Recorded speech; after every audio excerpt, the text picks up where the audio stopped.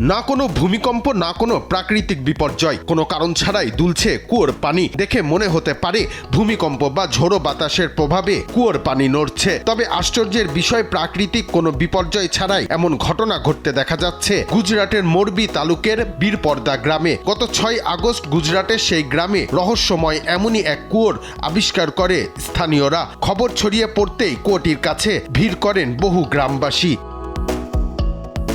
স্থানীয় বাসিন্দাদের দাবি, 6 আগস্ট বিকাল 3টার দিকে কুয়োর পানিতে অস্বাভাবিক গতিবিধি শুরু হয়। দুদিন আগেও একই ধরনের ঘটনা দেখা গিয়েছিল। পরে সেই নড়াচড়া ধীরে ধীরে কমে গেলেও দিনের শেষে ফের তা শুরু হয় বলে জানান গ্রামবাসীরা।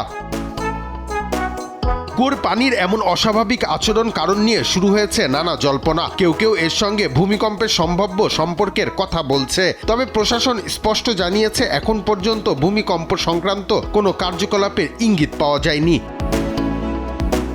ঘটনার তদন্তে গান্ধীনগর থেকে একটি বিশেষ দল মোরবিতে পাঠায় প্রশাসন। মোরবির কালেক্টর ও জেলা ম্যাজিস্ট্রেট জানিয়েছে, বিষয়টি খতিয়ে দেখা হচ্ছে এবং তদন্ত শেষ না হওয়া পর্যন্ত কোনো সিদ্ধান্তে পৌঁছানো ঠিক হবে না। তিনি বলেন, কুয়োর জলের অস্বাভাবিক নড়াচড়াকে ঘিরে সম্ভাব্য গ্যাস লিক নিয়েও নানা কথা ছড়াচ্ছে। তবে এখনও পানির নমুনা সংগ্রহ করা হয়নি। ফলে শুধুমাত্র ভিডিও বা চোখে দেখা দৃশ্যের ভিত্তিতে কোনো কারণ নির্ধারণ করা বৈজ্ঞানিকভাবে যথাযথ হবে না। প্রশাসনের পক্ষ থেকে সাধারণ মানুষকে গুজবে কান না দেওয়ারও অনুরোধ করা হয়েছে। প্রশাসন বলছে, তদন্তকারী দল ঘটনাটির প্রকৃত কারণ খুঁজে বের করতে কাজ করে যাচ্ছে।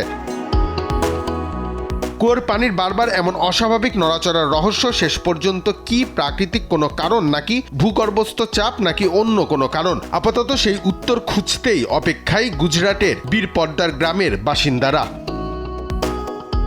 রিশাম সাহাব, দেশ টিভি।